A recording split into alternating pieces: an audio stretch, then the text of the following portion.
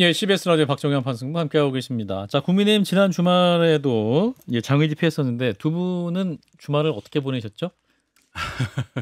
그 덕송호 앞엔 제가 안 갔습니다. 아, 안 가셨군요. 예, 왜 안 가셨습니까? 특별히 그 집회에 예, 제가 별로 동의하지 않았어요. 네. 동의하지 않았다. 네. 예, 송영훈 대변인께서. 저는 방송에서 열심히 검찰 폐지의 부당함과 또 사법부 방송 투쟁으로 함께하셨군요. 그렇죠. 사법부 흔들기의 부당함을 열심히 전파했습니다. 예, 이게 지금 경찰 추사는 10,000명이라고 했던 11,000명이었던 것 같고 국민의힘 추사는 15만 명이라고 이렇게 말씀을 하시던데 요거는 숫자에 있어서 왜 또 좀 차이가 나는 거죠? 뭐 늘 그런 거 아닙니까? 근데 네, 차이가 좀 크죠. 대구 때보다 더 커가지고 차이가 많이 크죠. 예, 네, 그래서 뭐 우리가 이제 중간치를 해서 뭐 평가한다 하는데 이번에 이제 10배 이상 차이가 나니까 아마도 평가가 대구 집회 때보다도 좀 열기가 적었고 참석한 저희 당 현역 의원 숫자도 적었고 그렇군요. 뭐 이런 평가는 거의 객관적으로 나온 거니까 결과적으로는 이번 집회가 성공적으로 이루어졌다고 평하기는 좀 난관이 많다. 그렇게 봐야 되겠죠. 예. 저는 이게 사실은 장애 집회가 명분이 굉장히 중요한데 사실 뭐 장동혁 대표 같은 경우는 이재명 대통령하고 그 단독 회동까지 했잖아요. 영수회담까지.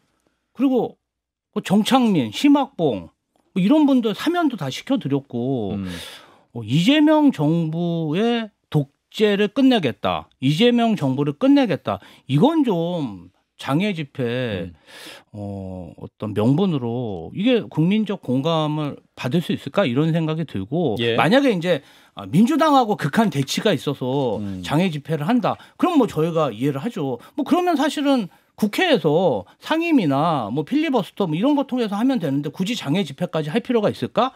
오히려 사실은 그 현장 가보면은 풀이윤, 윤 어게인, 그다음에 송조기 뭐 이런 거 나오면서 오히려 극우 어떤 지지층과 결합된 그리고 그 발언이나 이런 것들도 보면 굉장히 센 발언들을 아직도 많이 하시더라고요.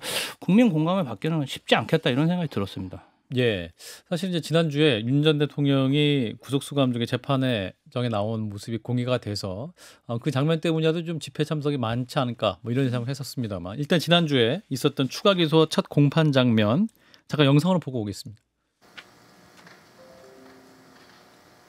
예, 지금 이제 윤 전 대통령이 서울중앙지검법원에 재판장에 출석을 하는 장면이고요. 이제 변호인들의 안내에 따라서 이제 피고인석으로 가는 장면. 예, 이제 언론이 처음부터 이제 촬영을 허가 받았기 때문에 그 장면이 이제 최초로 공개됐던 그 장면이 되겠습니다. 이제 변호인들과 함께 이제 피고인석에 앉은 장면이 지금 화면을 통해 나가고 있습니다. 수용번호 3617번 선명하게 카메라에 잡혔었고요. 네, 머리를 좀 짧게 자르고 염색을 하지 못한 상태로 재판정 피고인석에 앉아서 재판에 임하는 장면이었습니다. 자, 어떻게 보셨습니까? 윤희석 대변인. 개인적으로는 참 마음이 안 좋죠. 제가 윤 전 대통령 처음 뵌 지는 4년이 지났는데 그때 상황과 그때는 이제 국민적인 어떤 많은 기대를 갖고 정치인으로 막 변신하는 단계여서 같이 일을 하면서 좋았습니다. 근데 지금 저런 모습을 보면 개인적으로 뭐 드릴 말씀은 많은데 여기 뭐 개인적인 소회 밝힌 자리는 아니니까 이 정도로 하고 윤 대통령의 저런 모습을 보고 말씀하신 대로 뭐 장외 집회에서 사람들이 더 많이 나오냐 절대 그렇지 않다고 봐요. 이미 우리 국민들은 보수 지지자들이라도 이라고 하더라도 윤 대통령 관련한 정치적인 상황은 이미 다 지나간 거라고 판단을 하셨다고 저는 생각합니다. 그러니까 소위 말하는 윤 어게인이라는 것은 있을 수 없는 얘기예요. 이제 우리는 윤 대통령을 정치면이 아니라 사회면에서 봐야 되는 상황이라고 보고 더 이상 윤 대통령을 잡고 자꾸 정치적으로 뭔가를 얻으려고 하는 그러한 발상은 없어져야 한다. 그것은 윤 전 대통령을 위하는 사람들의 생각일 수가 없다. 저는 이렇게 단언합니다. 장 변호사님. 그런데 국민의힘의 현실이 그래 보이진 않아요. 법정에서 윤석열 전 대통령이 보여준 모습은 진짜 비겁합니다. 보석신문에 나온 것 자체도 저는 그렇다고 생각하고 재판엔 안 나오고 있잖아요. 자기를 풀어달라고 소명하는 자리는 마다할 수가 없는 거예요. 그리고 그 자리에서 어떻게 본인 변소를 했습니까? 다 한덕수가 한 거다라고 이야기를 해요. 나한테는 이 국방부에서 올라올 문건이 강희구 부속실장이 갖고 왔길래 질타를 하면서 한덕수가 폐기를 지시하라고 했으니까 이거는 문건의 성격도 안 된다라는 취지로 바로 밑에 사람들한테 이런 표현도 썼더라고요. 행정총괄은 한덕수가 한다. 이게 변호인 표현인지 윤석열 전 대통령의 직접 워딩인지 모르겠지만 어쨌든 그런 전략을 쓰고 있습니다. 그런데 왜 절연하지 못하냐. 계엄 국면에서 이 불법 체포다라고 하면서 지금 재판받고 있는 이 혐의로 그 공권력과 대통령이 대치할 때 국민의힘 의원들 어떻게 했습니까? 가서 대통령 스크럼 짜고 엄호했어요. 그리고 장외 집회에 그 당시에도 나갔을 때는 헌법재판소 때려 부수겠다고 했습니다. 그런 의원, 현역 의원이에요. 징계 지읒도 꺼내지 못했습니다. 지금까지도 징계하지 못했어요. 그러면서 지금 사회면에서만 윤석열 전 대통령을 다뤄주기를 바랄 수는 없을 겁니다. 정치면에 본인들이 저벅저벅 걸어와 있고 그걸 장동혁 대표 체제는 더더군다나 마다하고 있지 않거든요. 그걸 정치적 원동력으로 삼고 있거든요. 그런 부분과 관련해서는 너무 산으로 간다라는 생각이 드는 거죠. 글쎄요. 실제로 정치적 동력이 되기 어렵다는 것을 어제 장외 집회가 보여줬기 때문에 앞으로 당에서도 향후 진로에 관해서 지금 많은 고민이 있는 걸로 보입니다. 숙고하는 과정을 거칠 걸로 보이고 그리고 윤 전 대통령은 이제 금요일에 보석 허가 청구 사건의 신문기일에 출석을 했지만 경과가 매우 좋지 않잖아요.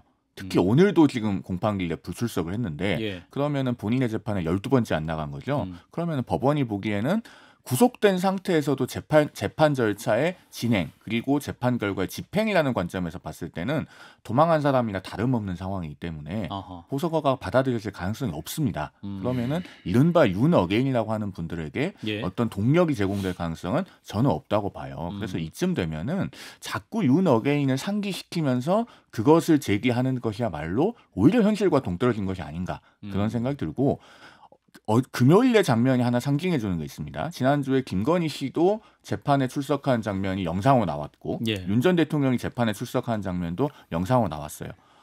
평균적인 국민들께서는 그 장면들을 보시면서 반쯤 징치된 것 같은 느낌을 받으셨을 겁니다. 징치? 그렇죠.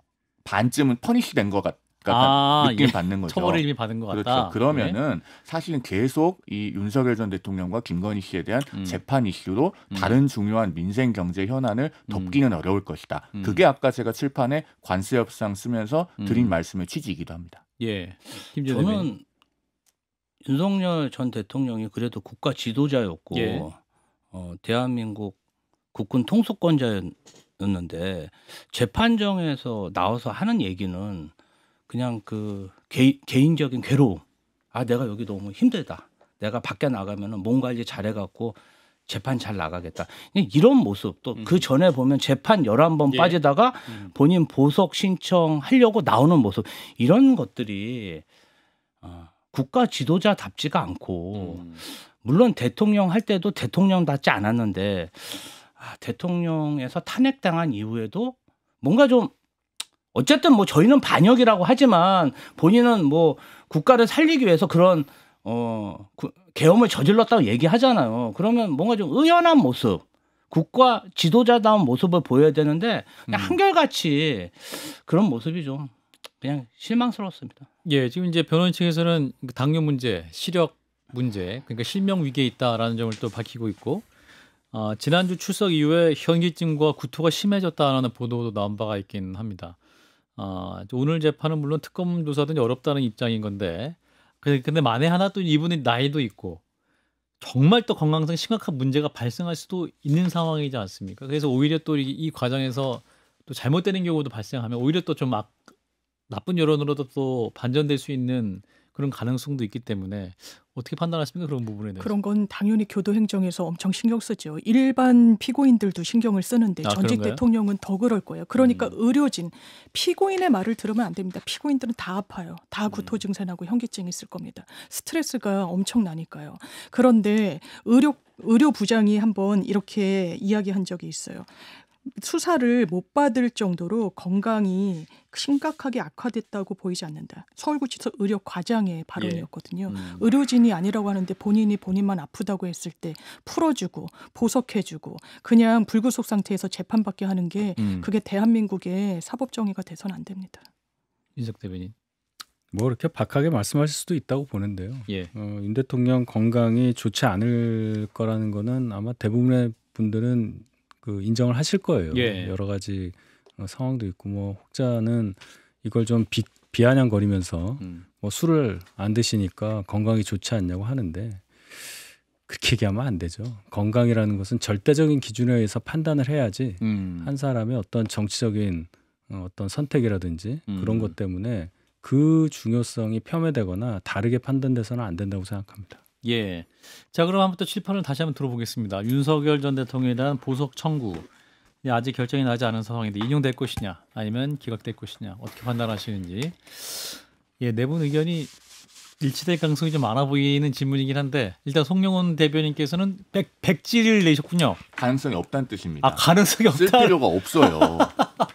제가 아까도 말씀드렸잖아요. 너무 매몰차신데? 아니 왜냐하면 이거는 저는 그래도 공론장에서 얘기할 때 법을 배운 사람들은 직업적 양심을 잃지 말고 얘기를 해야 된다고 생각을 합니다. 근데 구속된 상태에서도 재판에 12번씩 안 나가는데 어떻게 보석을 해줘요? 그러면 석방돼서는 재판에 정상적으로 출석을 할 거라고 법원이 어떻게 확신을 가질 수가 있죠? 제가 그 윤 전 대통령 등등의 재판을 해설하면서 늘상 반복해서 드리는 말씀이 있습니다.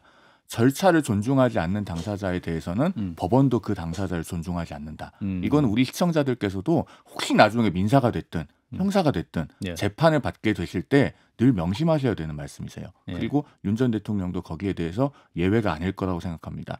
제가 이런 말씀을 사실 방송에서 드리고 기록이 남으면 저한테는 좋을 게 없을 수도 있어요. 그래도 저는 법을 배운 사람이고 변호사니까 이렇게 말씀드릴 수밖에 없습니다.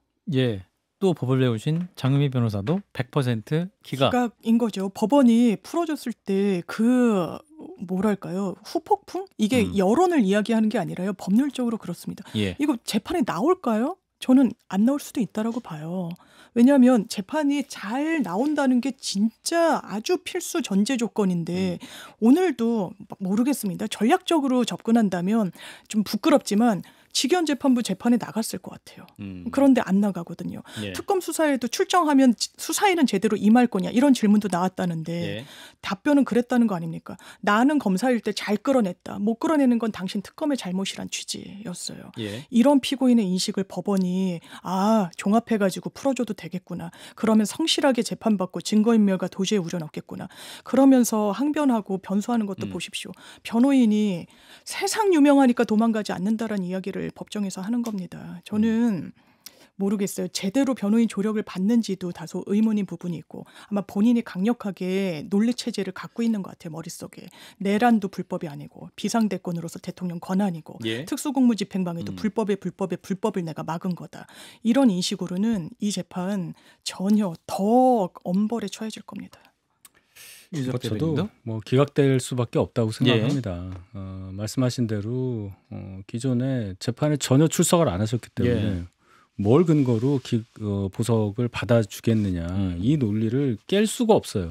그래서 제가 아까도 말씀을 드렸지만 윤 대통령 주변에 있는 분들이 특히 뭐 변호인이나 이런 분들이 윤 대통령을 진정 위한다면 애초에 재판 안 나간다고 하셨을 때 강력하게 설득을 했어야 된다고 봅니다. 물론 그분들도 하려고 했겠지만 결국은 관철이 안 돼서 지금까지 재판정에 뭐 이 보석신문 외에는 안 나간 거 아니에요.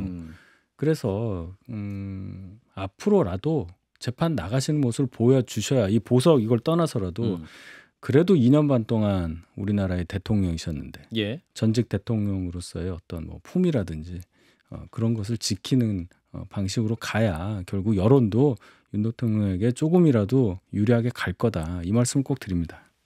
저도 뭐 기각될 거라고 보고요. 사실은 이번에 재판에 나오신 이후에 제가 이제 성남 지역 체육대회 돌아다니다가 그 지지하시는 분한테 한번 봉변을 당했습니다.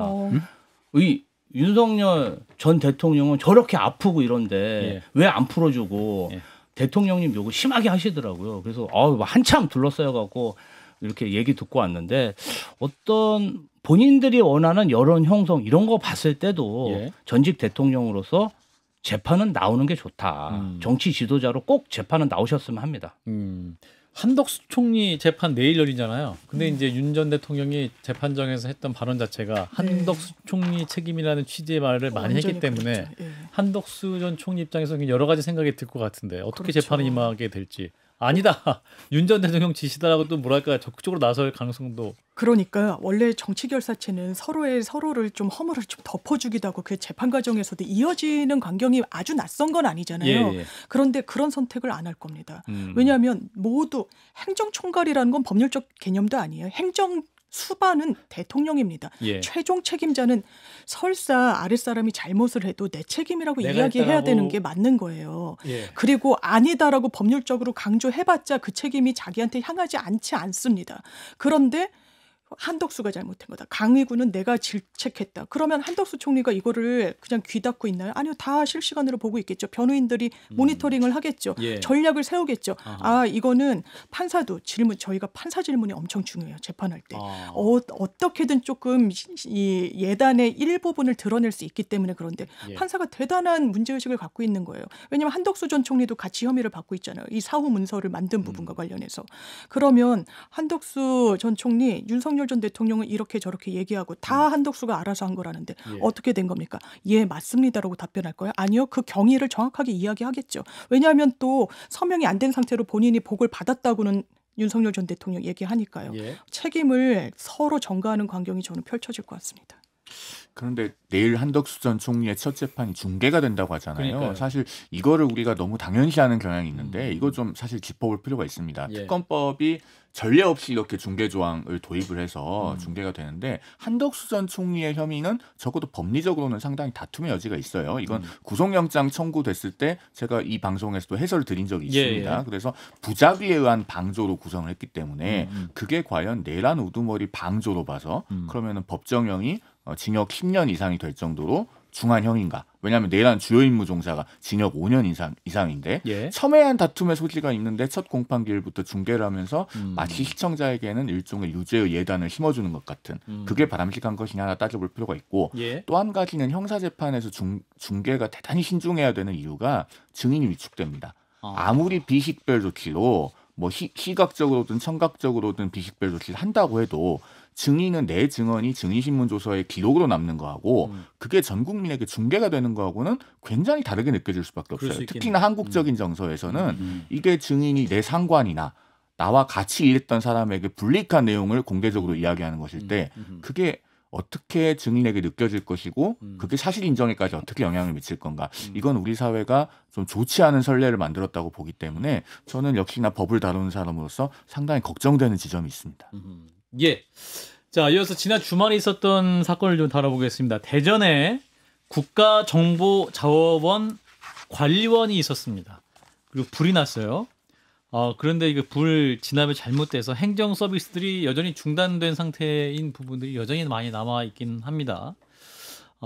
그래서 뭐랄까 이게 정말 인명피해라도 났다면 정부가 중대재해처벌법상 처벌 대상이 될 수도 있었던 것이냐. 뭐 이런 여러 가지 질문을 하게 되는데 어떻게 보셨는지 윤희석 대변인부터 말씀해 주시죠. 저는 처음에 국정자원 화재 이래가지고 이게 뭔가 국정원이야? 뭐 이렇게 생각하시는 분도 있고. 국정원이라보다 국정의 자원? 그 뭐 우리나라 유정이 있는 것도 아닌데 뭘 얘기를 하는 건가 했는데 이제 이거였어요. 결과적으로는 이제 데이터를 많이 다 가지고 있는 곳에 이제 화재가 났다는 건데 이렇게까지 파장이 커진다는 것도 모를 정도로 이곳이 뭐 하는 데인지를 몰랐다는 거잖아요. 결론적으로 따지면 이제 여러 가지 사후 약방문 형식의 많은 얘기들이 나옵니다만은 일단 이곳의 화재로 인해서 국민들이 불편을 겪고 있는 이 상황을 타개할 어떤 힘을 모으는 것에 치중해야 한다. 근데 처음부터 나오는 얘기가 누구 탓이다. 전 정부에서 뭐 안 했다. 현 정부 탓이다. 이재명 대통령 과거에 대표일 때 이런 얘기 했으니까 행안부 장관 사퇴하라. 뭐 이런 공방이 왔다 갔다 하면서 뭐 중국 얘기까지 나오잖아요. 맞아요. 정말 볼썽사납습니다. 이런 거 국민들은 아무런 관심이 없고 내가 지금 병원 갔는데 내 모바일 신분증 이거 안 돼가지고 병원 못 가고 이게 불편하단 말이에요. 제발 이런 얘기로 좀 집중해 줬으면 좋겠다.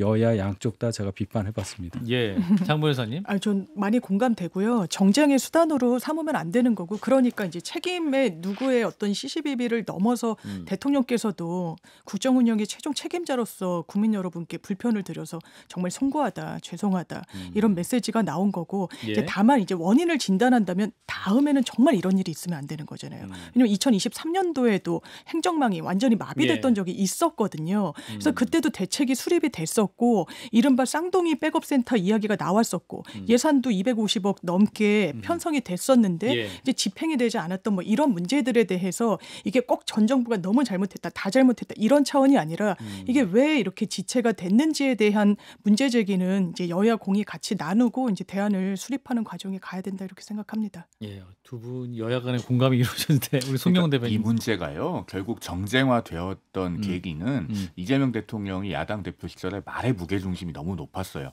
그 행안부 장관 경질하라고 2023년 11월에 전산망 장애 때 그렇게 얘기했던 것뿐만 아니라 그때 경질하라고 요구할 때 앞에 무슨 말이 붙어 있었냐면 이런 게 있습니다. 이번 정부 여당의 특징 중 또 하나가 남 탓을 한다는 것입니다.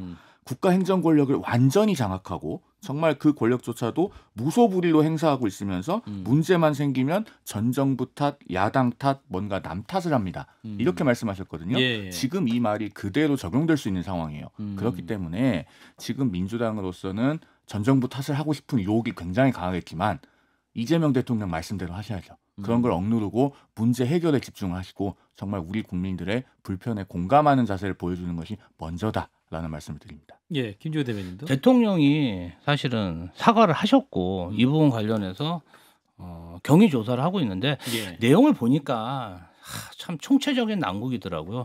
이 리튬 이온을 해체하는 직원들 자체가 뭐 아르바이트생, 그러니까 섬세하게 다룰 수 있는 전문가가 아니라 그냥 비정규직이 그냥 좀 둔탁하게 다룬 것 같고, 또 리튬 이온 자체도 내구 연한이 지났고, 그러니까 위험하다 그래서 옮긴 건데 내구 연한도 지났고 오히려 옮기다가 지금 불이 난 이런 경우고, 불이 났으면 어떻게 제2 시스템이 있어서 돌아가야 되는데 그런 것도 부재했고, 총체적인 난국이라 이번에 한번 국가 시스템을 다시 한번 점검해 봐야 될 거고요. 저희가 사실은 전자정부 관련해서 동북아시아에서 굉장히 경쟁력을 가지고 있다 자부하고 있고 AI 정부를 표방하고 있지 않습니까? 이 부분 관련해서는 저희가 반면교사 삼아서 더 많은 투자 또 관심, 새로운 도약의 기회로 삼아야 된다고 생각합니다. 예.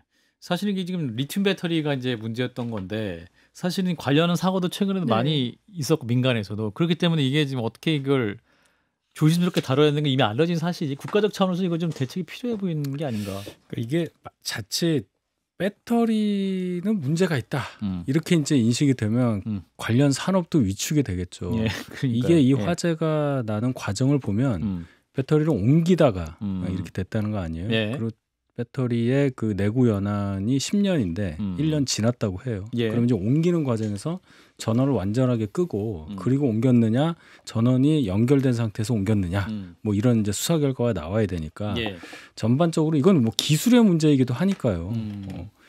여러 가지로 문제점이 많은 상황이어서 국가적으로 자 정말 이런 정도 화재 위험이 있는 상황이라면 어떻게 할 거냐, 배터리를 정말 내구 연한 절반 정도만 지나도 바꾼다든지 뭐 이렇게라도 해야 되지 않을까, 상당히 불안하죠. 여기서 근데 이제 나경원 의원이 또 하신 말씀이 중국인 무비자 입국 연기를 해야 된다. 전자 입국 시스템에 오류가 있어서 이거 체류지 입력 안 되는 상황일 때 이거 연기해야 된다 이렇게 말씀을 하거든요. 이 부분은 이제 고민정 의원은 혐오의 정서다 이렇게 비판하기도 했었는데, 혐오 정치죠. 일단 우리 송영훈 변호사 전문적으로 짚을 거면요. 그런 중국인 입국 같은 얘기 말고 국가정보자원관리원에서 석 달 전에 사고 났던 거 이런 거 짚어야 돼요. 그 광주센터에서 관리하는 재외동포청 관련 민원 서비스가 있습니다. 한 300여 장이 18시간 동안 직인이 찍히지 않은 상태에서 민원이 발급됐어요. 그게 왜 그러냐면 외부 컨소시엄 업체에서 데이터 파일을 잘못 건드려가지고 직인 파일을 날린 겁니다. 국가정보자원관리원에서 17시간 동안 모르고 있다가 민원인이 신고해서 알았거든요. 그러면 이게 휴먼 에러기 때문에 어쨌든 장애로 등록을 하고 그것에 따라서 사후 처리해야 됩니다. 18일 동안 등록을 안 했어요. 우리나라 정보 관리가 그렇게 이루어지고 있습니다. 사실은 야당이 이런 부분을 정밀하게 짚으면서 대안을 내놓을 때 유능한 보수의 모습을 회복하고 민심이 더 다가올 수 있을 것이다. 저는 그런 말씀을 당에 대한 고언 차원에서 좀 드리고 싶습니다.